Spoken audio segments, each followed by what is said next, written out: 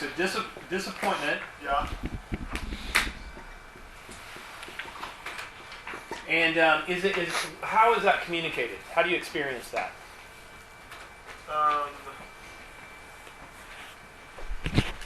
Lots of criticism. Okay. Does that answer your question? Yep. Okay. Anybody else have experience similar to this? Show of hands. People that you would say seem to be disproportionately critical to ways that you're doing ministry than you think they should really be. Okay. Anybody in here like that very naturally sees the flaws in something that's being presented and enjoy, not being critical, but enjoy challenging? Anybody in here that of that type? A little bit? Okay. Sometimes? Yep. Sort of like, yeah, oh, I really enjoy some of the, like, pointing out to make it stronger. I think in a way, sometimes it's good just to hear some response. Sometimes you're just eager to hear what people think. Yeah. Because sometimes you just don't hear anything. A lot of silence. Okay. So did you just see, we just did, first of all, we identified roles, and we identified both the experience of what was being communicated and how, but we also just saw the flip side. Did you just see that? Like, suddenly I just made this person that feels very critical and attacking seem very real. Like, okay, and now I understand what he's looking for a little bit. So hold that person in the back of your mind as you keep thinking about it. Let's go here, Clemson. Yes. What's your name? Brian. Brian. Yeah, I think kind of going along with that, like there's, I can think of a couple of people like in church where I've been for a long time. They just intimidate me, and I don't know how to talk to them. Like Michael Hall, he's just intimidating. Tell me, how do you experience, Brian, the intimidation? Well, I feel like it's like it's like Groundhog Day, the same conversation over and over. And So it never progresses. You're saying things. Right. I think of the specific. Okay, it's very important we talk about this. So you go to them, you're having a conversation, you share something with them. Yeah, well, I think from my point as adult, usually it's very generalized because I'm intimidated. Hey, I know they're an elder. Okay. I know they like care about me and stuff, but there's just this wall of intimidation, and then they don't seem interested in. Okay, so I experience a lack of interest. Maybe. And there's other things to do and other people to see, so I just kind of. Was anybody in here last for the small group? The small group leader that was in here was saying that there were C-level curse words. Yeah. Okay. So there he is. So that guy. So I'm going to ask you to, I'm going to borrow language from our culture for a minute. I'm going to borrow some language from time to time. I'm going to ask your forgiveness. I mean this legitimately. If I truly offend you, please do come and rebuke me. I will apologize. I really genuinely will, because my desire is for your good and our edification before the Lord. But has anyone seen the resting bitchy face video? Okay, so just Google it, right? Go to YouTube, resting bitchy face. Why? Because there are some of us, myself included, that when we are listening intently, we have very, very, very plain looks on our face. Or as other people say, ugly looks, right? People who are looking at us, I don't think they're ugly. I think they're just like, I'm thinking, right? Mm-hmm. Really, this is your computer after you've asked it to do too many things. This is what your computer does. It just stares at you. Really? You want me to do all that at one time? Now, if you're on PC, it gives you the blue screen of death. It's like, now I'm going to shoot the bird at you, right? I don't know what happens. I don't know what happens on a Mac. I don't have one, and I don't want one. The point being, the way that we engage. Listen, guys. My wife has one. The seminary's offered me one. Everything I have to do is on a PC, so I have to stick with it. What we're beginning to identify is that there are differences with people in the way that they interact, and if we can know that going into our hardest relationships, we are more likely to develop a depth in the body of Christ. So that keep those people in mind as we go forward. The goal of the seminar is to increase your ability to engage with many different kinds of students through access to some of the useful tools. So some of the books that I'm going to be talking about, that I'm going to reference, first of all, I'm not referencing Jaron Bars at all today, but any chance I get to mention Jaron Bars, I'm going to mention him. Out here on the book table, some Jaron Bars books, Through His Eyes, which is God's perspective on women in the Bible. For the PCA, I think it's an incredible resource. Delighting in the Law of the Lord, just a wonderful, just thoughtful engagement with the gospel as opposed to legalism. Just beautiful. Echoes of Eden, seeing the creative work of the Lord in every aspect of life. Helping people in your church who love art and music and just serving people who are in hospice. See kingdom and eternal values in their work. So Jaron Bars, for seminar today, I'm going to be talking about What's Your Church's Personality by Philip Douglas. Also out here on the book table. Spiritual disciplines from time to time. I didn't mention this one out there, so it's not on the reading list. There's a reason I like this, and somebody can ask me about that later. Please Understand Me Too, which is going to be helpful to some degree. Yeah, these are all on the reading list that they have out there. And then they did not have copies of these. At some point as we go through this, you may say, well, I'd really like a copy of Introduction to Type. I have those for sale. I brought those with me. But we're going to talk through some of these useful resources and how to employ them as we explore questions like, how can I communicate more effectively with students who are very different than me? Your ministry is not going to succeed in the church if your ministry doesn't look different than you. Because what you have built is you have built a group of people who love you. And you have accidentally communicated that God loves people like you. And that if I'm not like you, that there's something wrong with me. And so your goal as representatives of the body of Christ is to say, I'm not going to undo who I am. I can't. But I can incarnate for the good of others. And so that's really, how can I communicate more effectively with them? How can I better connect with students who seem closed off or distant? And then what does type teach me about loving others well? While we're talking, some of you are internal processors. I know that. I want you to jot down my phone number, and I actually want you to text me while we're talking, right? Like, hey, I just had this thought. I just had this question. Okay? This is pedagogy. We're doing both pedagogy, how to learn, how to engage with learning, as well as talking about a specific topic. So there could be folks in your youth group that are going to have deep thoughts and reactions about things you may be teaching. Invite them to text you in the moment. Hey, pull out your phones. You have an idea, you don't agree with something, text me. Right? At some point, I'm going to stop and we're going to go through those texts and just say, hey, here are a couple things that you guys shared. That way, I don't have to point at you because you haven't shared and ask you, put you on the spot. A lot of people say, that's really hard. I communicate better in writing. Let me get and I want it to come out just exactly right. So give me a little time to actually get it exactly right. Then I will open my mouth and speak. And that's probably going to be in about 4 days. And Lord willing, we're all not going to, I don't know. What you guys may be here. I'm going to be back in St. Louis. So, 314-560-5328. Jot it down. Text me at any point during this seminar. Questions, thoughts, comments. And at various points, we'll stop and I'll just check my phone.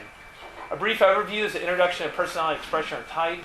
Survey of biblical evidence on differing personalities, expressions. A few disclaimers. We're going to interact. We're going to do some interaction amongst yourselves, which I said that's why I don't get too comfortable. And then loving students well. Brief introduction to type. That was just an overview. You saw that. That's basically saying this is what the next 2 hours is going to be like. We're going to talk about personality type. Personality type believes that true personality preferences actually exist. That personality preferences or differences exist. I'm going to say this later, but if you don't believe, if you have problems with the Myers-Briggs, that's what I'm using. If you have problems with right path or DISC I'm not here to sell you a model. I'm asking you for a moment to suspend skepticism and any sort of you pushback. What I want to invite you to see is if you don't have some model that helps you see the differences of people as valuable, we suddenly become black and white thinkers. and I'm right and you're wrong. And the only option is for you to capitulate to my perspective or to me to condescend to yours. That's not honoring of the variance of perspective. So I want to really argue that personality type actually exists. Is different. People can give an indication of that when asked how you process. Now, some of you are going to, when I ask you to stand up and move around, you're going to be like, well, I don't know. I kind of do this and I kind of do that. Maybe some interaction will help us explore that.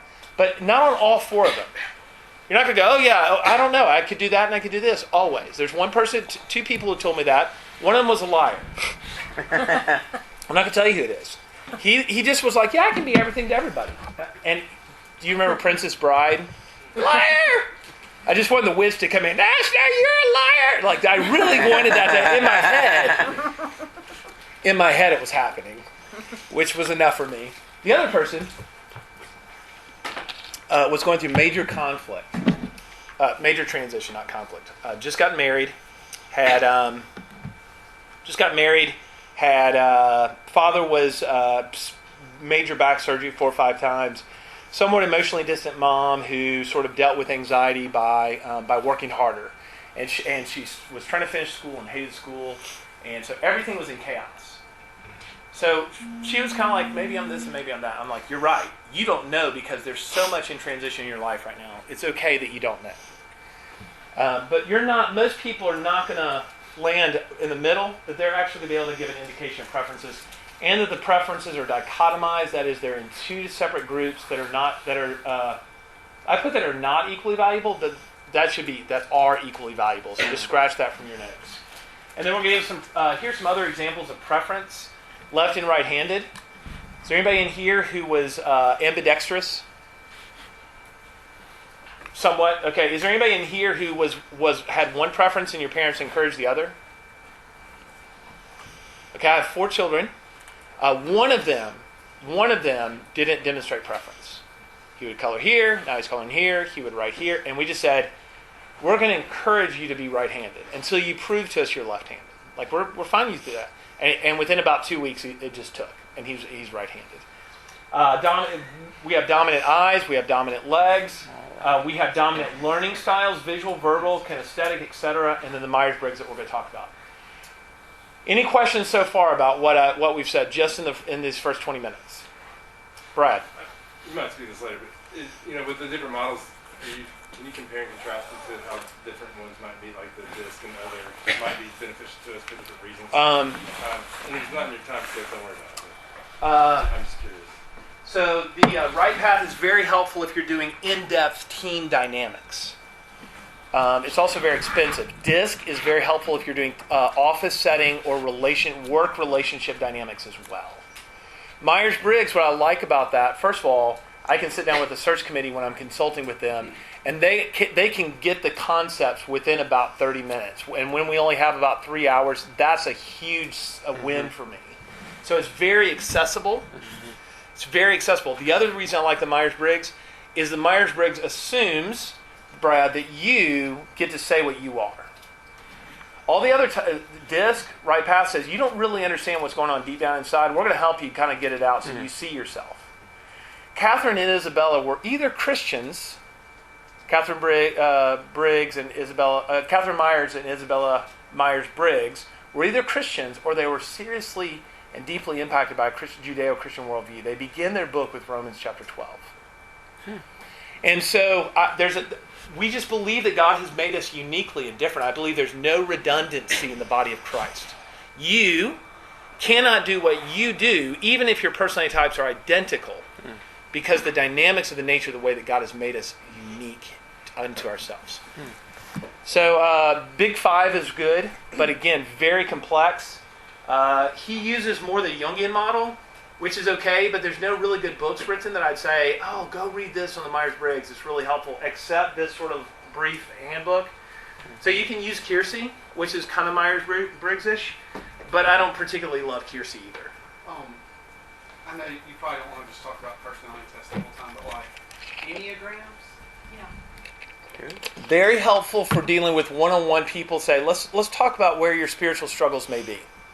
I actually didn't bring it, but I have the guidebook to the Enneagrams that you can get on Amazon, $19.99 printing, $18-20. I think it's $10 to take the inventory online. I think for spiritual stuff. So my men's group went through that. We didn't go through the Myers-Briggs. We went through because Myers-Briggs is dealing with individual and corporate preferences of interaction. For my men's group, we went through Enneagram because we wanted to say, where do we struggle as men uniquely? All right. Where do we see preferences in the Bible? I mean, clearly, we know that God forms us, and everybody always starts right there with everything, right? Pro-life, marriage, that you want to be a pastor. Okay. So, but that's there, right? God uniquely makes us. I was reading this morning from Luke chapter 1. Isn't Zacharias kind of ditzy, right? The angel's like, Gabriel's like, listen, you're going to have a son. His name is John, and I'm going to fill him with the Holy Spirit, and he is not going to drink wine, and he's going to drive people back to his Savior. And Zachariah, he's a slow processor. What does he say? We're going to have a baby? Like, where's the part about the Holy Spirit and the people? He's like, wait a minute, I'm stuck on that first part. We're going to have a baby? But all that to say, that aspect of the Spirit shaping and forming who we are. Uniqueness of spiritual gifts comes from Ephesians 4 and 1 Corinthians 12. Let's talk about some of the preferences we're going to show in here. So speaking and writing.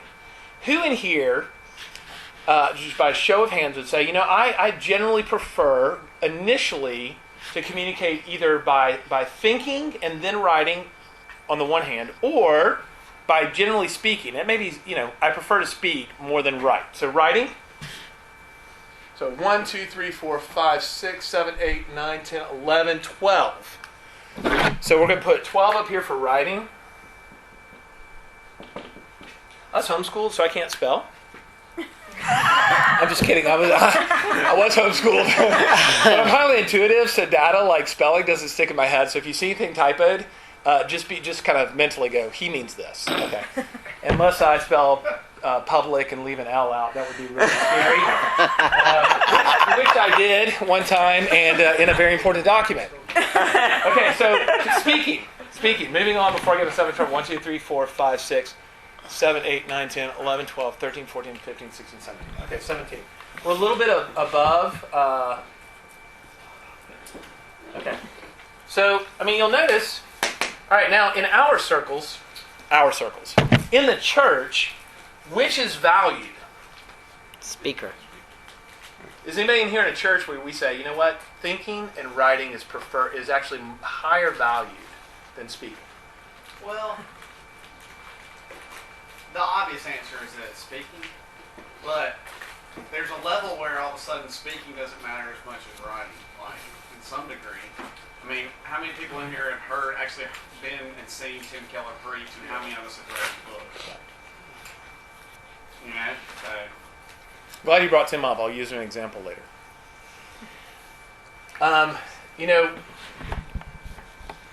Jesus spoke. And Paul wrote. We have one. Well, we're going to get to that. So Peter, just kind of scan the New Testament. Peter is quoted as having said, answered, replied, rebuked, denied, swore, addressed, or declared 64 times. What do you think Peter was? More internal or external? More of an introvert or more of an extrovert? Extrovert. Okay, introvert does not mean you're introverted, you're awkward, you're socially it just means your rich world is in this deep place that you have to grant me access to. Peter's is not in the deep place, right? It's for everybody there to see. Paul, everything we have on Paul is written except for one sermon, and who recorded it? Luke. We don't have anything. Okay, you can say, well, we don't have anything. Okay, that's not about Peter. However, that's not true. 1st and 2nd Peter are Peter, and Mark is based on Peter, but Mark is writing Peter, right? But Mark writes the way that a lot of youth people generally communicate. Then we did this, or my 4-year-old. Then we did this, then we did this, then we did this, and then this happened, right? Because they're extrovert and they're excited, and they think "and" joins every single sentence that ever happens, right? So you see the preferences in the Bible. Said of Paul, his letter. Okay, so here's something else about Paul. 2 Corinthians, his letters are weighty and strong, but his bodily presence is weak and his speech is of no account. It's not only that he didn't generally speak, when he did, what did people say about him? You're not great. You're not very good. You're really not very good. Okay, he definitely was a very gifted communicator in writing, less so in speaking. So I hope for those of you who in the 12 say, well, that's me. Okay, that's okay. That's a beautiful thing. The Lord uses that. And we're going to talk about ways to use that to encourage your students. Concrete versus sensing. In the Gospel of Mark, the first 20 verses, here's what we have. Here are the verbs. Written, appeared, going out, being baptized, clothed, wore, preached, came, saw, descending, drove him out, being tempted, saying, saw, casting, left, followed. They're very sensory, like it's all what's going on right here. How does John begin his gospel? In the beginning. Yep. Is was. And it's all up here. In the beginning was the Word, and then the Word was flesh, and the Word dwelt, and people, the darkness, and then there was light. And where the heck did this happen? Right? Like you're in a court of law, you can't, like, Your Honor, I rest my case. Clearly there's no evidence, okay? Because he communicates very intuitively, very, very creative or intuitively. So we see the sensing in Mark, we see the creativity, the intuitive in John. Okay, pausing, what did you hear me say? Something you've heard me say so far in the past 30 minutes. I think I really just being more of a writer and intuitive. Like it's just kind of freeing to feel validating. Like that's important. Especially because I think I felt being a woman in ministry, like I needed to be loud and outgoing and all those things. Yeah. Well, I wonder how many people in your ministries made you feel that way. Does anybody else feel, what's your name? Sarah. Does anyone else feel what Sarah has just described in themselves? A couple in the back row. A lot of women, there's a man, thank you. I'm an internalized intuitive. Gets me in a lot of trouble with my wife. All right, what else? What did something you've heard me say right now?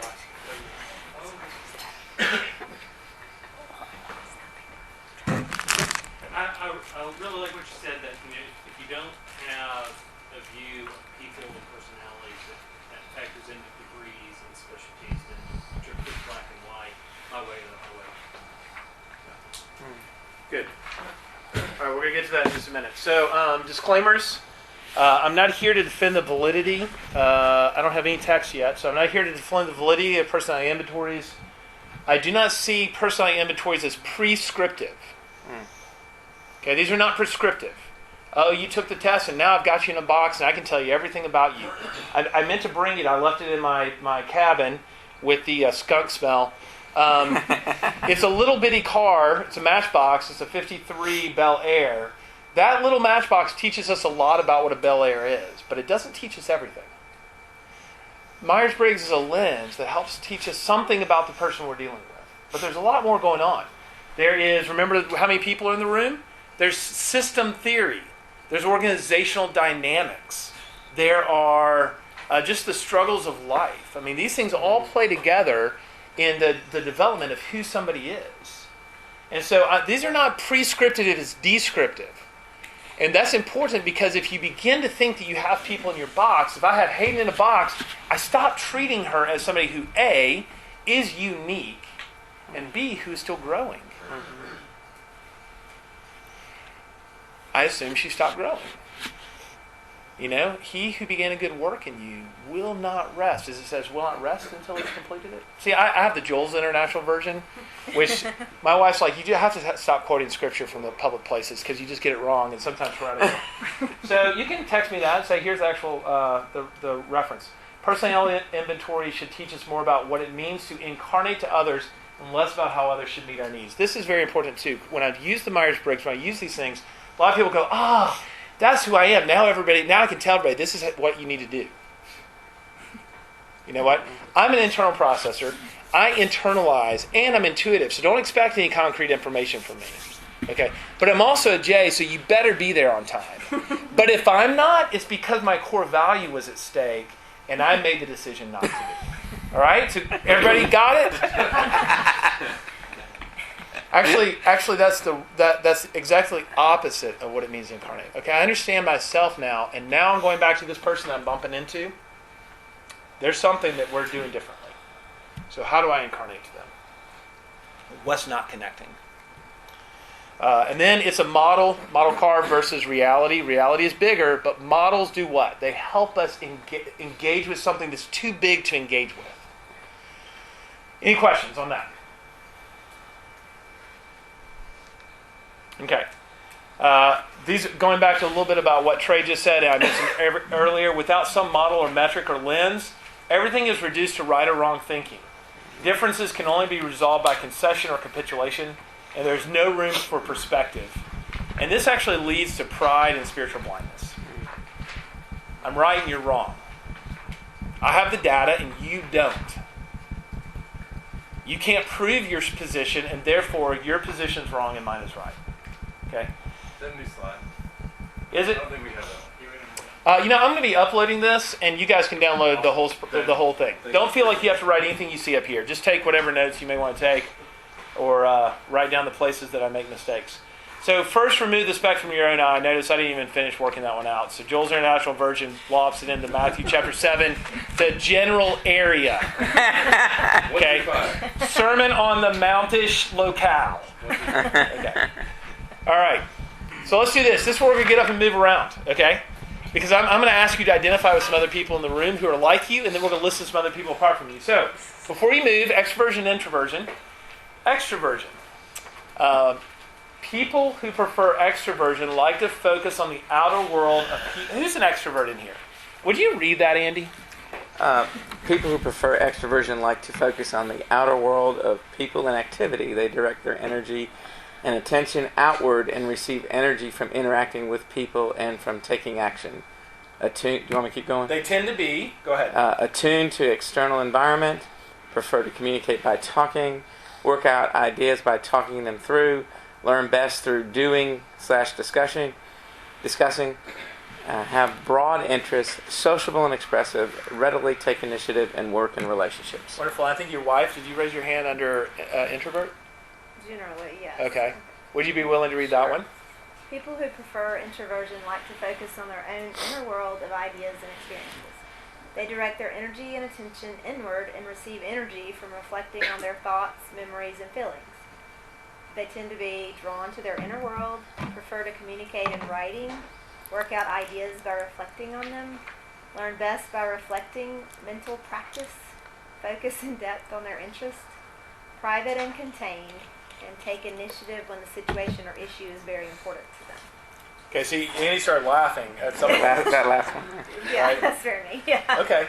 So not just you, but be thinking about people in your ministry who are opposite of you. So stand up, and if you prefer extroversion, rich external world over here. If you prefer introversion, rich internal world is over here. What are an ambivert? Yeah, ambivert. That's the new term now. I understand the term ambivert. For this purpose, you have to pick. And if you're not sure, ask me and I'll direct you.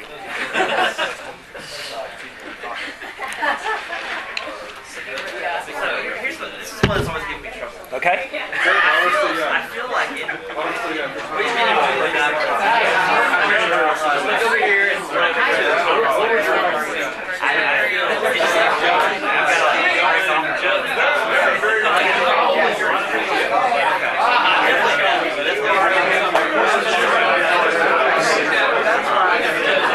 They all move.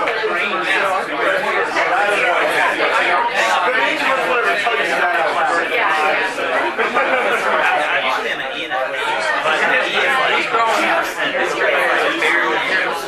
I'm going to push you. okay. That's where I feel like Okay, real quick, listen up. So, extroverts, if you have an idea that you want to share with me, what do you do? Repeat the question. If you have an idea, you were thinking the answer. we're Oh, that's right. Don't interrupt our socialization. That was really funny. if there's something you want to share with me, how would you begin doing it? Speaking. Talking. Just okay. How long would you talk? More than necessary. What? As long as it took me to know Till what we're I wanted done? to say. More than necessary. And what are you going to do while they're talking? Think. Stand here and listen. How long are you going to stand there and listen? As long as they're talking. Until they say. At what point do you want them to give you feedback? Very early. Yes. At what point do you think they want to give you to give feedback? When they're done talking. Do you want? Is there any wonder? Like you're the talker in the room, and you're like, when are the elders going to give me feedback on what I'm saying? Well, let me give you a little hint. Never. Until you stop and go, I'm going to stop talking now, and I'm going to let a really super awkward silence fall over all of us, like the Eye of Mordor. Until which time you have finished thinking to give me some initial response. Is that comfortable for you guys to be quiet in the silence? Yes, some yeses, some no's. Getting better. Getting better. Getting better. Yeah. Okay. So, eyes, are you comfortable interrupting people? Interrupting people who are talking? Yes. We have one yes. Okay, yeses, raise your hand. We're not sure why he's over there either. Okay. We're talking about it. They think I'm long over here. You're not one of them. Ease. Do you generally mind in engaging with people being interrupted mid sentence? Sometimes. Yes. So yes, sometimes. Okay. It stops the thing I'm trying to get to. Gotcha. Okay. So you won't see be some. able to- Go ahead.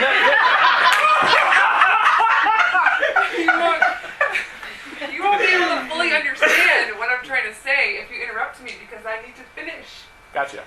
And I don't know what I'm trying to say until I figure it Yeah, out. right. We're just buying time. Now, do you notice? Okay.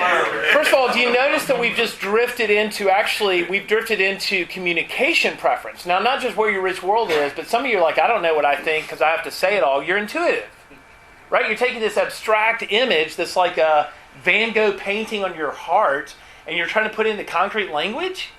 I mean, you might as well. It's like the helicopter. You're flying around. You're like, I'll land it eventually. All right, just don't interrupt me.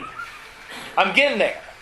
Okay. For eyes, that can be very overwhelming. About how long can you listen before you start feeling some of the desire to pull out a gun and shoot them? 2-3 sentences.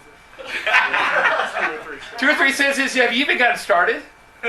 I'm increased. I can do more than 30 seconds. How long can you go? I don't know, about 2 minutes? 2? 2 whole minutes? She's learned to interrupt and make me mad, but she doesn't care. Okay. Others who just say, I've got about 10 minutes of listening capacity, and then like blue screen of death comes out. For me, it's if I can tell the dialogue is intentional, I can pay attention. But if it's not, I'm Even if they really thought about it. with you. right. So if it makes sense, and I'm like, this is on purpose, then I can follow you. But if it's not on purpose, I can't follow. So where do you go in that moment? You don't have to answer that question. I don't know. Just admit, the last 30 minutes I've been talking, and you're like, this doesn't mean anything to me. Where do you go in that moment? I'd probably go to like criticizing or something. I'm probably Okay. like, why are you talking to me if you haven't thought about this? Okay. Yeah. Probably. So there are students in your ministries who process opposite you. And you need to think about who those students are. In this dichotomy, you always win. Because you extrovert your dominant process. And you guys often lose because you internalize yours. And just take my word for it, E's win because they bring their strongest suit outward, whereas I's need to be drawn out. Our strongest suit is internal. And you've really got to draw us out. I'm willing to share this with you, but I have to know that you're like, because I'm intuitive and it's all messy inside, like it's gonna come out really uncomfortable. And if I can't have an hour to write it down, you gotta be patient with me while I try to figure out how to say what I'm trying to say. Yeah? Any other questions about the IE dichotomy? I'm just thinking in terms of like large group Wednesday night. I'm teaching my students. I have students who are prone to interrupt me, but it does, like you said, it just throws me for a loop. And I'm trying to. Should I allow for that? Like large group teaching time, should I allow for interruptions or stop? And do you have any questions at this moment? What do you guys think? Well, first of all, I want you to think about it. What do the rest of you guys think? Kind of depends on the type of interruption. Yeah. I mean, is it is it a guy passing gas or is well, it? No, it's like are they actually engaging? Yeah, they're engaging. But it does. It throws me for I'm like, if you let me finish, this will make sense. Okay. Check it out. Joel, that's interesting because as an introvert, if I'm speaking, like especially like during a Bible lesson or something, and I'm interrupted, whether it's big or small, unless I can tell it's disturbing the group, I'm able to interact with the interruption and come back because I guess my thoughts are already in order. Yeah. That's good. Yeah. Generally, what I would say. I have to have it written. If I have it written down, then I'll be okay because I can kind of look down and remember where I was. But if I'm just kind of talking and someone interrupts me, I'll be like, it's taking me minutes to like go back through what I said to figure out. Exactly. Yeah. I just have a question. So the interruption thing, is that typical introvert extrovert thing? Like, what did you expect to hear when that interruption? E's typically say, I don't mind the banter, the volley. Now, if you're interrupting me to tell me I'm wrong and to shut up and shut me down, that doesn't work. Okay, but if you're involved, like, oh, Brad, I'm glad you said that because this is what made me think of it. And you're like, oh, wait a minute, Joel, what about this? Oh, yeah, that's great. Like, E can do that well. Usually, any verbal interruption breaks the mental flow, the internal flow of an introvert. That's what I thought. Normally, in E's, every time an E shoots another arrow, it resets the internal process. But again, if you've written it down, sometimes it's easier to go back to it. If I'm speaking or teaching, I'm probably anticipating some of that. But if I'm in so. an interaction with my wife or somebody that's on the fly that we're trying to figure out, then that interruption's the level of anxiety goes up because you're doing this for the very first time and you're bringing an unformed idea and attempting to bring it into I'm already uncomfortable. That's right. You haven't had time to process. I had someone explain it to me once as like extroverts want to play ping pong, and so like back and forth, and introverts like to communicate in large chunks. So like the reason that it's difficult to communicate between an extrovert and an introvert is the introvert's trying to get their whole chunk out, and the extrovert's trying to play ping pong, and it's like that makes it difficult. And that's been a helpful mental image for me. So just keep in the back of your mind, students, you say, okay, I'm not connecting. So to your question, I don't know the answer to your question. Because I'm thinking of it like a Sunday morning like sermon almost. Like they don't do that with a pastor or whatever. And this is large group Wednesday night. But if that's their learning style, you need to identify those students. Yeah. And typically what I would try to say is, one thing we don't do a lot of is find silence in our teaching. Right. You guys need silence. I need silence. And so I would say, talk to those students and say, listen, you always have good questions. I'm going to, 10 minutes in, I'm going to break and just have a period of silence. You come up and ask me your question. We'll engage quietly while everyone else we're giving them room to process internally. Yeah. So afterwards we have discussion time. We break into small groups and talk about the lesson. Yeah. So just in my mind, that's the time. He can't wait that long. Yeah, that's the. Okay. Now sanctification is he needs to learn to grow, but the more important sanctification is the honoring of his perspective in the moment. Yeah. Like I want you when you're 30 to not have to interrupt, but you're 12 and I want you to ask that question, or 15.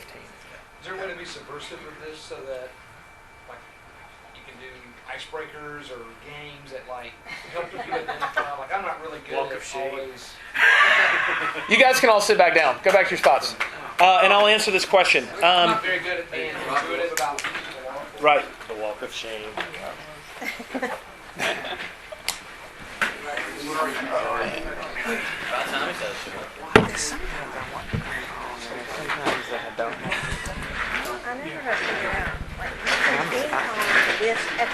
So the question on the table was, is there a way to be subversive? And possibly, I think I'd answer it this way. I think kids can be self-conscious about being labeled that way. Well, yeah, I wouldn't use the terms. I mean, you're not trying to. Oh, you're an introvert. You're Yeah. you're an INTP. I have you in a little tiny 1953 Bel Air, right? Right. What?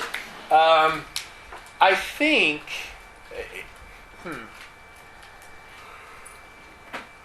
Icebreakers can be very uncomfortable for eyes. Oh, Yes. not the icebreaker. Just I agree. a way to diagnose. What's a helpful way for folks who aren't intuitive Yeah. to be diagnosed? Again, pay attention to. You got to pay. Now we're getting into group dynamics. You got to pay attention to all the dynamics. Is this student? You were using the example of the student who stands in the corner. Okay, was that you? Yeah, it was in that other session. So Yeah. not everyone was in here, but yeah. There are people who stand in the other corner and are very, very comfortable there. And the way and your job as a I'm going to pull you into the group, it may actually just drive them further away. And so that's where those of you in here that I said, some of you want me to ask you specifically what you're thinking. That person needs to be specifically encouraged to show that his or her presence actually benefits the group. Mm-hmm. And this is where I would say, hey, Kristen, I know you really enjoy this quiet time, but I want you to know that you have a lot of rich thoughts that you've shared from time to time.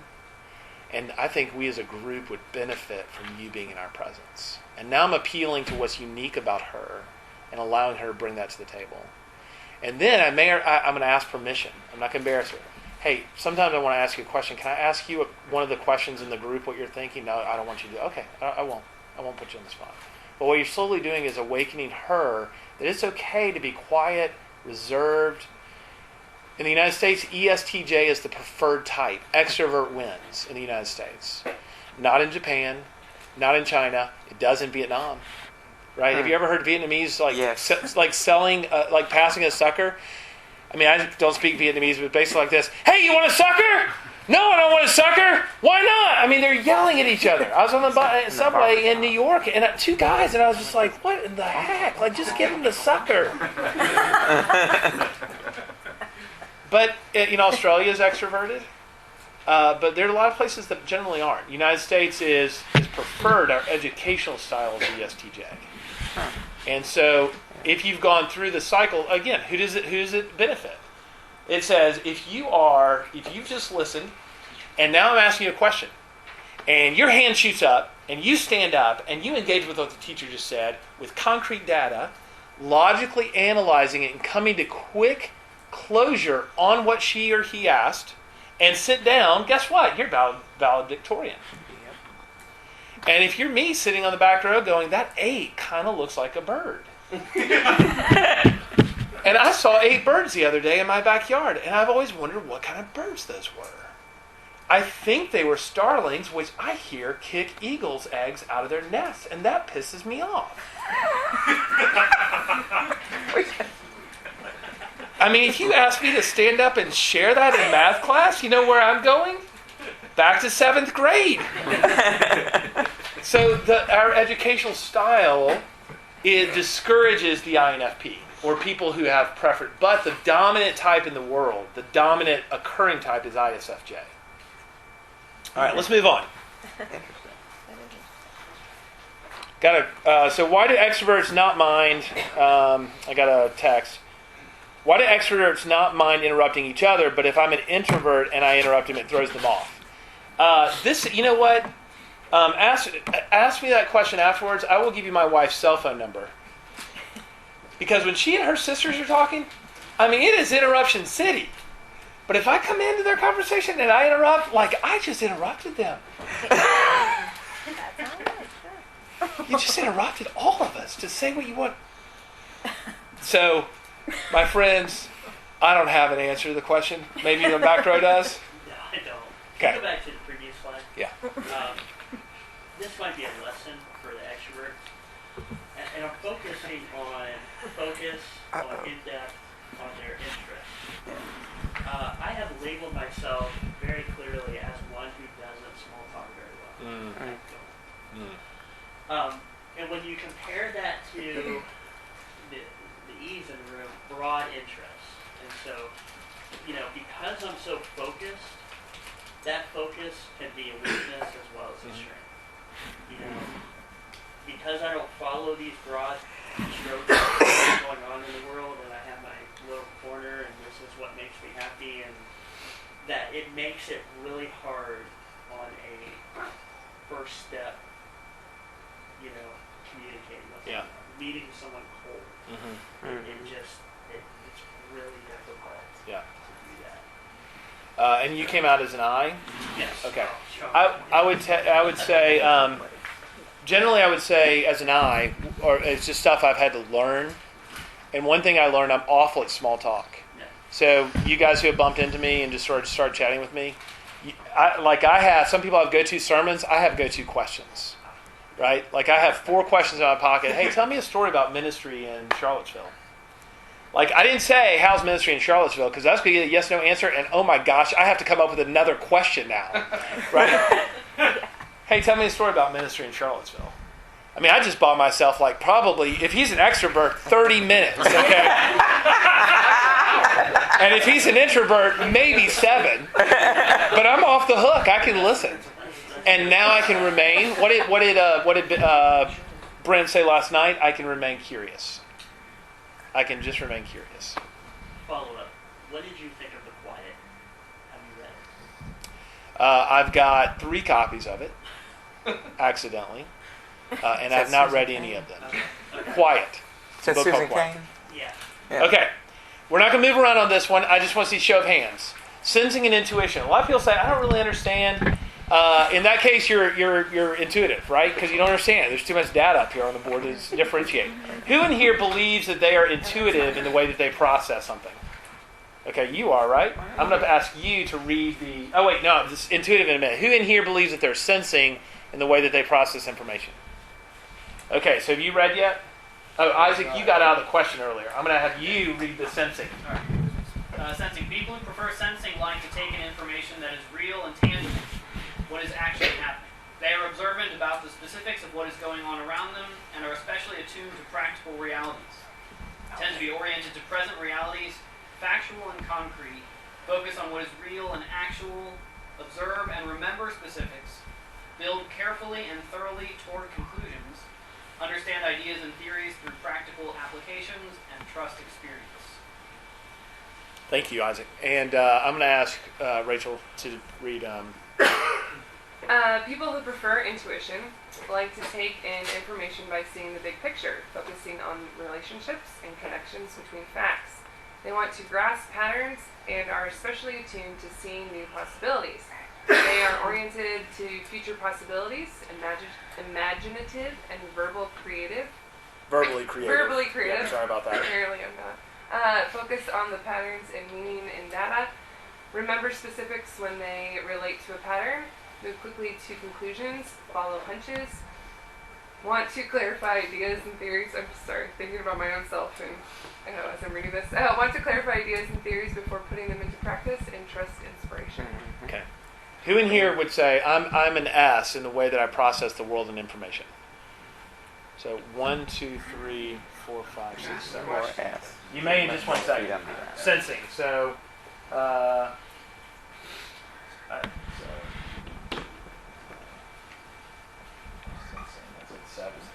how many people, I'll ask if you haven't voted in a second, but how many people would say that they're intuitive in their process? 4, 5, 6, 7, 8, 9, 10, 11, 12, 13, 14, 15. Okay, who didn't vote and has a question? Yes, sir. Somebody say, can I ask a question? Who was that? That was me. Yes, sir. What is the difference between those two things? They seem very similar. Rachel, are they similar? I don't think so. Okay, are they similar? Let me just give you an example of what I'm talking about. Focus on what is real and actual. Focus on patterns and meaning and data. I'm done there. That's not the same thing. They focus on the patterns and the meaning and the data. They don't focus on the data. They focus on the pattern. It's the abstraction, isn't it? Right? It's forest versus the trees. Here's an example. In history class, the S likes all the dates, all the names, all the people. The N's like the big ideas. and like the things that connect the people. Okay, so just a minute. Here's another example. That's a good example. Another example. So I come home from work. I have 4 kids that like to use run-on sentences with "and," as though that's a connector. And so I finally just made this new rule. I said, we're going to play thumbs up, thumbs down. And here's how this game works. You get to tell me what was good about today. You get to tell me what was bad about today. All right, well, my highly extroverted second son, he didn't raise his hand. He started talking.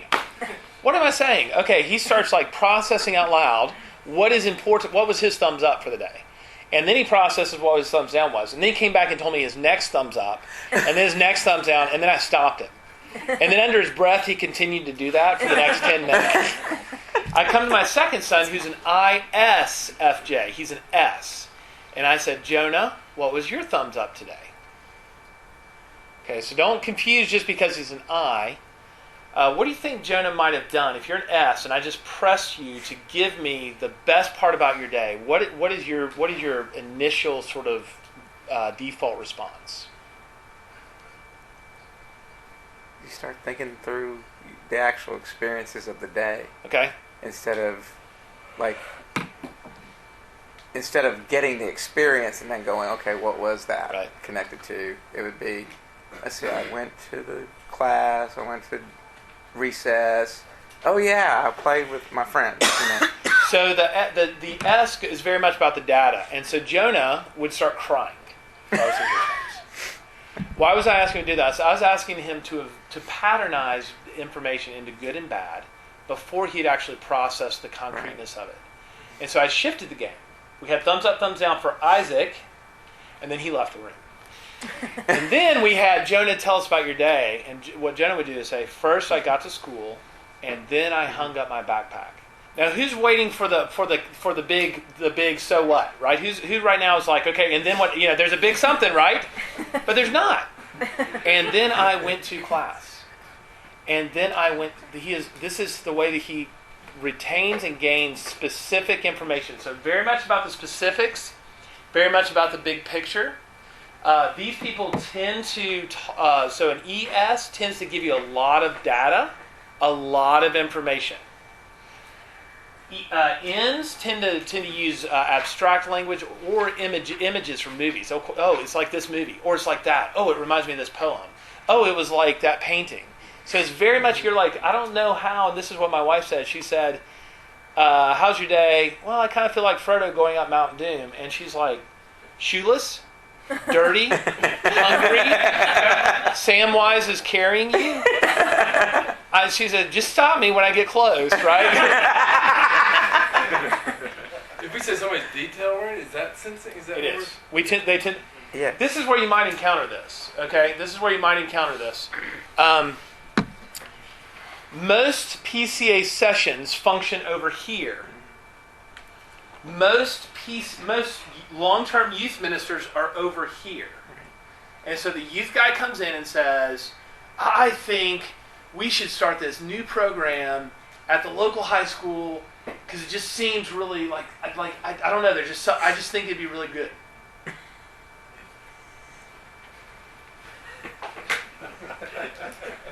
How much is it going to cost? How many students are you going to reach? How long are you going to be there? How often are you going to be there? What are you going to do while you're there? What are you going to talk about? Who's going to know that you're actually there? How are you going to report back to us what you've actually done? What does that mean for you being in your office or not? What are they looking for? They're looking... Okay, what happens? I'm in the end and I'm going, ah! Okay. Not because... Okay, ends... This is, again, remember, ESTJ is the preferred type of our culture. SJ is the preferred type of the PCA. If you're in another denomination, I can help you think through your denomination later. But SJ is the preferred type of the PCA. And that's the denomination I'm in. So that's why I'm picking on my own. Don't hear me like slandering. I'm just picking on my own family, okay? I'm not going to slander your mama. But S's need to realize in the way that they process information that even if they have every bit of the information, they may not understand how to put it all together. And N's need to realize when they communicate that they're missing a whole bunch of information because they've jettisoned it in order to make the pattern work. Mm-hmm. And the pattern may still work, but they need to help slowly rebuild how they got to the pattern. But S's need to give them time to do that. So here's what that interaction looks like with an elder. You throw out the big idea to a senior pastor, and he kind of asks all these challenging questions. Okay, if you're the S in that situation, let me encourage you to say, I have some questions, would now be a good time to ask them? Or do you need some more time to process? Okay, that's loving the other person. If you're an N, you can actually ask for that and say, listen, I know that this is going to be like really abstract and a little bit messy, but I'm just I'm trying to figure out what I believe, and I'm real sure there's something in here worthwhile. Would you be patient with me? And I'm going to ask two things. One, would you please not interrupt me for 5 minutes? Set the timer. 2, would you please not let your first questions out of your mouth be challenging as to why this is a bad idea? Because that's going to derail my ability to engage with the idea. Does that make more sense? Some of you guys that had? Somewhat. The history date. I'm definitely a history date kind of person. But I'm just thinking with your example from the guy in student ministry, he wants to go to high school.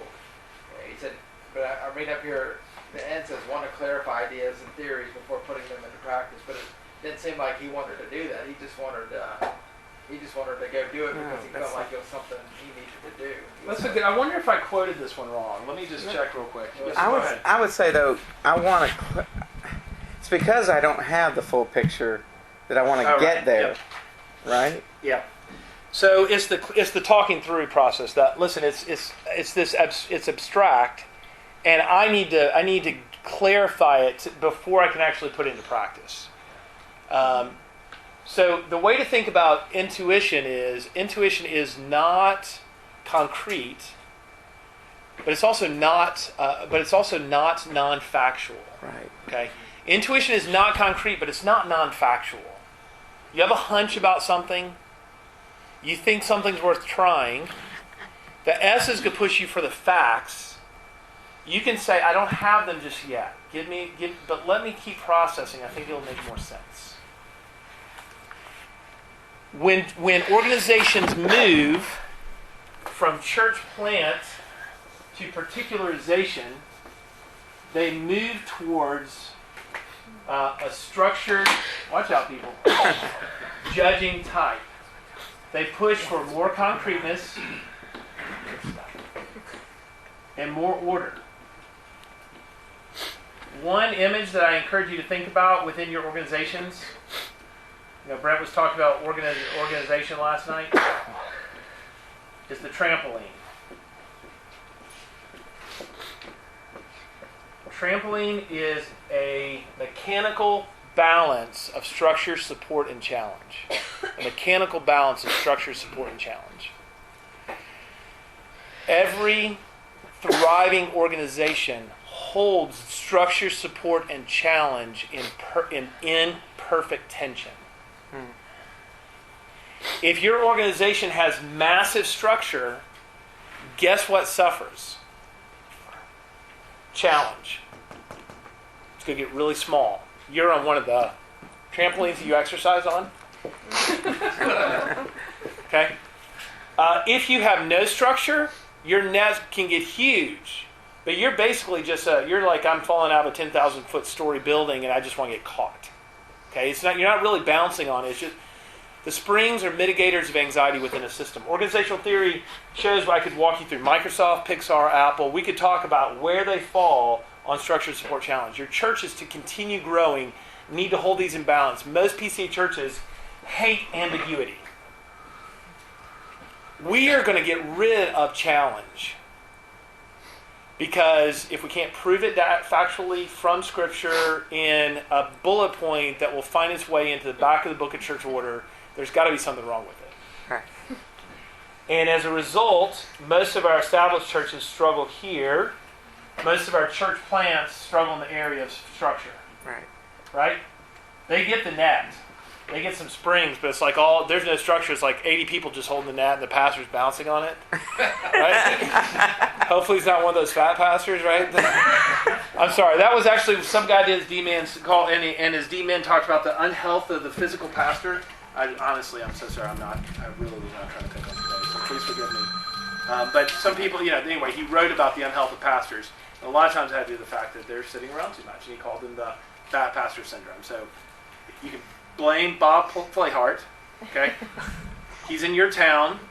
I'll give you his phone number, and you can blame him. That's the only reason I said that. I'm sorry. Hey, Joel, what do you mean when you say challenge? Just clarify that. Challenge might be anxiety in the system, okay? But usually challenge means new opportunity, okay? And new opportunity might just mean change within an existing system. So I bumped into, who's the third mill guy? Richard Pratt. Pratt. We were in the airport together, and we were just chatting. And he had been talking to a church planting expert. And the church planting expert said, when your church plant begins to go from growth to plateau? And, different people said, 150, 170, 200, 270. He said, the first time you have a success. Why? Well, we're going to do that again. We don't want to play with that anymore.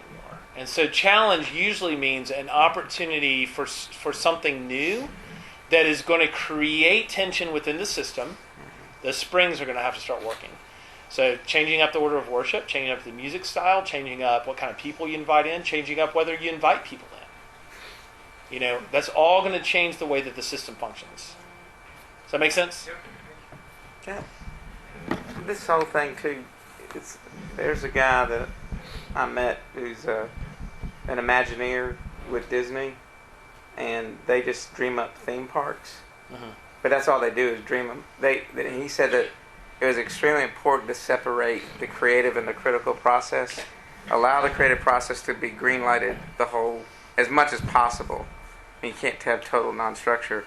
He said, don't ever put those in the room together to try to get something done, at least initially. Right. He said that creative people, and that's what he did, they said they go on all day long. Everything that they did went up on the board. Even if they burped in the room, it went up on the board. He said the minute you bring that to this, and probably, I guess the more sensing people, that's the question they're going to get. How much is this going to cost? That kind of thing. So that automatically kills any kind of new. It does. But also, these people will never get anything done unless those people help them shape it. That's right. Those people live right here in the net. They want to bounce as high as they can bounce. Right. But ultimately, they need structure to anchor them. Mm-hmm. We've all been under leaders who do this really well, and the system falls apart. This is Steve Jobs. This is why they fired him the first time. He built a company with zero structure. I mean, Apple's stock dropped to $16 a share, and took $50 million loan from Microsoft just to pay their bills, because he couldn't do structure, and he didn't do support. He was challenge. Now we talk in tripartites. Somebody said, can't ends also be structured? They're NJs. They do structure and challenge. Maybe not in that order, but they're okay with ambiguity, but they understand the need to tie it back to structure. This is me. I do structure and challenge. Okay? But I don't do challenge sufficiently enough because my J anchors me. I am very risk intolerant. And so a lot of NJs can be very enthusiastic but find themselves risk intolerant, which is why you need the ENFP, the ENTP, the INTP to just jump up and down and go, I can see further now, further. Right? You need those people because they're helping you see what you can do. But you need them eventually to come back to earth and build something that will sustain that. Right. Thinking, feeling. We're going to move through. We're going to do this one, then we're going to move through the next one quickly because I want to get to practical implications. Okay, this is why I'm going to have you move again. Okay, let me just also say this. I meant to say this at the very beginning. I am not a sit learner. I can't learn sitting. If you need to walk around, take your shoes off, lean against the wall, please move around. I want this to be as pedagogically friendly as you want it to be. Seriously, take your shoes off. We can deal with the fact. What Zach Eswine said, Jesus had smelly feet. Right, Zach Eswine, he does this little head wiggle. Okay, as an introvert, I'm not sure what to do here. Jesus passed gas. Okay, so feel free to move around. I want this to be pedagogically beneficial to you. So thinking and feeling. Who in here would say that they are? I'm a T on the Myers-Briggs. I typically come out as a T. Okay, 1, 2, 3, 4, 5, 6. I actually wrote down what I thought the breakdown would be in here. And I said I thought 9% would be a T. So I'm a little bit off just looking at that. I'm lower than it should have been. It looks like maybe closer to about 15%. Brad, can you see your notes or the screen well enough to read? I can. Okay. I don't know that I fit either category very well, but all right, I'll start. People who prefer to use thinking and decision making like to look at the logical consequences of a choice or action. They want to mentally remove themselves from the situation to examine the pros and cons objectively. They are energized by critiquing the analyzing to identify what's wrong with something so that they can solve the problem. Their goal is to find a standard or principle that will apply in all situations. Analytical, use cause and effect reasoning, solve problems with logic, strive for objective standard of truth. Reasonable, can be tough-minded, fair. Want everyone treated equally. Okay. Do we have a girl, since we had a guy read, do we have a girl who would say that I'm more of an F on the Myers-Briggs? That hasn't read? Okay, would you read? Feeling. People who prefer to use feeling to decision making like to consider what is important to them and to others involved. They mentally place themselves into the situation to identify with everyone so they can make decisions based on their values about honoring people. They are energized by appreciating and supporting others and look for qualities to praise. Their goal is to create harmony and treat each person as a unique individual. They are empathetic, guided by personal values, strive for harmony and positive interactions, compassionate, may appear tenderhearted, fair, want everyone treated as individuals. Okay. What I want to make sure here. So a lot of Fs will say, but I'm logical. S doesn't mean you're emotional and you're illogical. F means when you're ready to make a decision, you are making that based on core values, primarily core values of the people involved. Okay, Chris is one of the most relational people I know. But Chris is a T. Because when he's ready to make the decision, he steps outside of it and looks at it objectively. Didn't you just say that? Did you just say that? Is that true? Okay, you're fairly close. Okay, there's not a lot of T, like Wallace Anderson. Does anybody know Wallace Anderson? Wallace, is he an F? Oh my goodness, Joel, you're having a rough day? He looked at me and he was like, you can do the work or you can find another job. Hey, what's going on over here? Hey, I'll see you later. Let's get some coffee sometimes like that. When I worked for Wallace, that's how he handled it. He's a T. This is not personal. This is results orientation. He is results oriented and he's objective when it comes to decision making. Okay, can I ask another question? Yeah.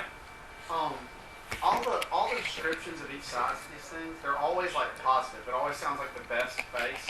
Could you do us a favor and give us the negative side? Yes. These people, they don't give a damn. I'm just kidding. They feel very cold and hard-hearted. T's feel very like checked out emotionally. Like, don't you care? Right? Don't you care? They feel that way to the person engaging. Not to themselves. They're like, of course I care, which is why I'm being as logical as I can be. Okay? But I'm just like, but don't you care about people? Okay, here's the example. So he's now my boss. We were co-workers. We had to make a decision on our budget. We didn't have a boss at that point. He and I were co-workers. His name's John, me, and Joel. So John and Joel.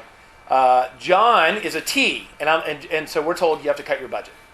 And that meant cutting a staff person, basically, because our budget was staff people.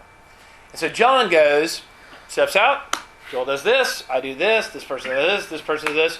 They're the least important in us all getting our jobs done. This person needs to go. Comes back, Joel, this is what I think. You know what I did? Well, if we fire John, then and if we fire Shirley, because Shirley's this, and she's that, and she's caring for... John, what is this other? I can't even think of the other person's name. Kit, and we're dealing with. And I come back and go, okay, I've got a plan. And he says, okay, my plan is we let this person go. And I said, my plan is we all take a 12% pay cut. Why? Because I wanted to honor the core values. I didn't see them as what was logical. I saw that the person most likely to be cut was 65, raising her granddaughter. Everything about her said to me, my core values, I can't dishonor that. Okay, now what gets me in trouble is sometimes I can't make a logical choice. I'm too emotionally engaged. That's the bad side, right? Michael Scott. Got it. I don't know who Michael Scott is, but You ever seen The Office? no. Yeah. But what other TV shows do you guys watch? Because my other slideshow has Castle, broken out by Myers-Briggs, has NCIS, broken out by Myers-Briggs, and has Fringe, broken out by Myers-Briggs. And I've got Parenthood on a chart. So if you want to see the chart of where everybody from Parenthood falls, I can show you that too. You know, Survivor's a fun one to watch with personality. It is. It absolutely is. Why? Okay, so why am I saying this? First of all, the whole reason I use TV shows is I'm telling you this is everywhere. This is all around you. Lift your eyes up and see that people are different. The other reason I'm telling you is if you think you fall in the middle on all these, guess what? This is what that means. Other people perceive you as the opposite of what you think. If you go, well, I'm both a T and an F. F's going to go, he's a T. And T's going to go, he's an F. And you can say, but I'm both. I'm both. And really what it means is you don't fit with either camp, and you have to work extra hard to love both of them. Not, I get it easy because I'm an F and I'm a T and I'm core value. No, it's not. It just means you have to work doubly hard to relate to both groups of people. All right. Judging and perceiving. People prefer to use their judging process in the outer world, like to live in a planned, orderly way, seeking to regulate and manage their lives. They want to make decisions, they want to come to closure, and they want to move on. Okay? This is an example of this. They want things settled yesterday. Okay? Here's what's bad about this. What was your name in the back? I'm sorry, I'm Kurt. Kurt. So my wife goes to Bible study. She comes home. How was putting the kids in bed? I said it was great. I got them all in bed at 7 o'clock. We should put the kids in bed every night, the kids, multiple, all of them, regardless of age, in bed every night at 7 o'clock every night, because it works. She heard 4 absolute, decided, non-negotiable statements in that sentence. She wants to be more open-ended. Let's talk about that. What about 7:05? Is 7:05 acceptable? What about 6:55? What if I decide 7:30? What if your 15-year-old and your 5-year-old don't need to go to bed at the same time? Okay, J's speak decisively, as though everything we say is settled. P's feel that as, well, where's the room for discussion? Where's the room for possibility? Where's the room for last minute input? Okay, P's are people who prefer to use their perceiving process in the outer world, their data gathering process, to live in a flexible, spontaneous way. They want to experience life rather than control it. Detailed plans and final decisions feel confining to them. They want to stay open-ended to new information and last-minute options. And they are energized by their resourcefulness in procrastinating. No, I'm sorry. I'm sorry. That's not written up there. I'm a J, and so I'm judging people, right? Because they can procrastinate. That's what it feels like. I mean, if you're a P, who in here thinks they're a P? What are you doing on Saturday night before you have to preach? Writing that sermon. I'm rewriting my sermon, or I'm writing it. Why? Why? So many possibilities. But there's this book. Oh, I did. Man, this is a great book. This made me think of this book. And oh my God. Yeah. Oh, it's midnight on Saturday. How am I going to get it all in? There's just, and there might be a great illustration that one of my kids says on the way to church tomorrow. So I'm not even going to figure out what illustrations to use. Like, I wrote my sermon outline 2 weeks ago. And I was finishing the touches before I preached my last sermon so that all this week I could practice it. I'm a J. I come to closure. Okay? Thanksgiving, we talk about whose family we're going to on what day of the week for Christmas. It's settled in my mind. And in my wife's mind until we get there. And then it's completely open to revisiting. She's a P and I'm a J. And so J's schedule and are systematic. They organize their lives. They tend to be methodical. They make short and long-term plans. And they like to have things settled. Whereas P's feel energized by last-minute pressures. They like things loose and open to change. They like to adapt and change course and are open-ended. Okay. You're not going to be an expert when you leave here in the Myers-Briggs. But you need to think about the fact that who in here did we do F and T? Yeah. Who in here is an F? Oh yeah, we said like there were nine T's. Mm-hmm. F's, raise your hand again. 5, 6, 7, 8, 9, 10, 20. Okay. So 20 to 20. Did I say 9? T's, raise your hand again. T again. 7. Okay, 20 to 7. Oh, 8. Sorry. Okay. So I was off. A lot of people in youth ministry exist over here. Okay, a lot of people in senior leadership in the church exist over here, particularly in this area here, which is you're judging structured, analytical T. You've got people in your youth groups and your churches who are heavily data-oriented. You have people who are big picture. You have people in your church who are ready to come to closure. You have people in your church who like to be open to last-minute conversation. These are things, we're not going to go through all of these extensively. But people who, now we're putting together these types. Now your question is going to be, Joel, how do I remember all this? Pick up a copy of this, buy it from me. If you don't want to buy it from me, buy it on eBay, buy it on Amazon. Email China. Maybe China will say, I don't care where you get a copy. It's just a helpful resource to say, I know how I'm engaging.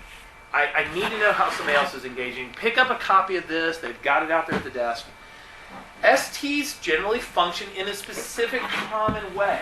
All right? That information is there for you. I'm not going to spend a lot of time on each of these. I'm just showing you what are some common things.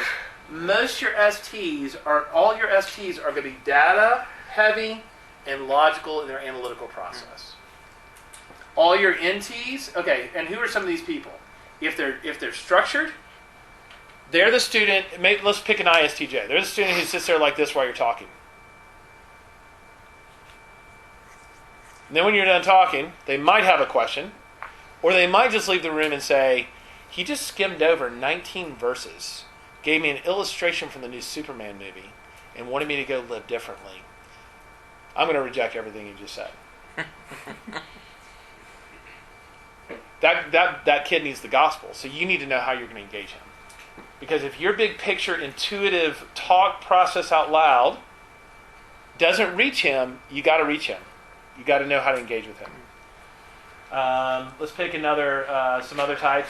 INTJs, I mean, they're leaders. ENTJs, they come in, I mean, they're just people, like they take charge.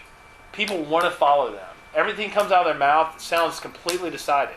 Now, they're still 17 and just as stupid as the end of a broomstick, but nevertheless, they are speaking as though everything they believe, they've always believed it, even though they just now came up with the idea. And you know what? The rest of us, we're like, hey, that's a great idea. I'll jump off a bridge with you. Do we have a bridge nearby? And so engaging them is going to be different in engaging them.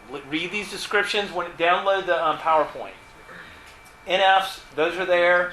Talks about how they are. This is the section I want to get to. I broke them all out for you. This is one thing I noticed. Somebody said, I've got an I, and I run up to him and I point him out, or, and I'm trying to make him feel welcome and, the center of attention. ISFJs wither under that. They wither and die. They will shut down, they'll pull away, they'll disengage. When you make them the center of life, of activity, you force them to be on the stage, you say, listen, I'm sorry, you have to be part of the public display that we're doing. You have to be. Because what they want to do is they want to do mercy and care, and they care about people, but they want to do it quietly in the background. All those notes are there. Dr. Philip Douglass, who wrote one of the books, breaks them out both by individual style. These inner boxes describe the organizational style that those people tend to cluster in. And then I can explain more about demographics. Who was it earlier? Les was talking about demographics. I can point you to some demographic websites. One of them we use a lot is Claritas to understand how is my church engaging with the community outside the walls of our congregation. Okay. Think of a student, parent, coworker, supervisor that you struggle to connect with. Is this person's rich world inside a world of ideas, memories, and thoughts?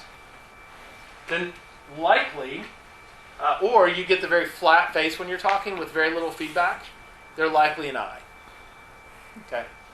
Or they're a world of people, activity, engagement. They're engaged with their surroundings. They're back and forth, the ping pong. They're likely an E. Maybe that's where you're bumping into them. Does this person seek or present data that is very concrete, in order, chronological, and specific to details? They're probably an S. Maybe you're an N and they're an S. On the other hand, if they're focused on the big picture, patterned, they might use images, metaphors. They tend to be intuitive, and you might be an S. Maybe that's where you're bumping into. Does this person make decisions that are the typo? Not the first one. I'm sure some of you have seen many, but I'm an N, so I don't see them. Does this person make decisions that are logic-driven based on analysis of information? Can they sometimes feel impersonal? So I's feel just flat, and sometimes E's feel shallow. So I's can feel flat. Why? Because the one rich thing that I've been thinking about for 9.5 months, you have yet to ask me about. So we seem, sometimes just stupid. You don't really have anything to say. Awkward. E's can feel either disingenuous or shallow. Like, oh, now you're talking about football, and now you just sort of know it all. Shut up, know it all. I'm going to go back and think bad thoughts about you, right? Because you want to talk about everything. But you're an E. I mean, that's just, it doesn't matter if you study any of these things. You want to talk about them. You want to share what little you know to create a conversation. Absolutely. Concrete. So people who are concrete, sometimes they just give way too much information. I'm going to tell you everything. I'm going to tell you, my mother-in-law, ESFJ. I have learned to love her by listening to her. That if I'm going to ask her a genuine question, Mom, how is church going? You know where her story's going to start? Well, you remember that 2 years ago we went to the beach together? Well, at the beach, this happened. I didn't ask you about the beach. What are you talking about 2 years ago? I asked you how Sunday school was going, right? She's getting there. She has to give me all the information. She's loving me. And you have a student like this? Our tendency is to go, okay, this student is snowballing me with information. I need to get around it and really confront their sin. Maybe you need to give them room to process all their information so that you can love them well and talk about how you've heard them. And then finally, does this person live his or her life in a way that's ordered, structured, scheduled, managed, or reliable? They're probably a judging type. Or flexible, responsive, spontaneous, and they like to experience and self-control life. They're a perceiving type. Remember, other people get to tell you how they engage the world. You may have ideas, thoughts, or impressions, but only the individual can say what's important to him or her. This is where I want to get into specifics of loving people of different types. So I'm going to pause here. I think we probably went about 45 minutes or an hour just now without moving. So we got to at least move around a little bit. So any questions that are good for the whole?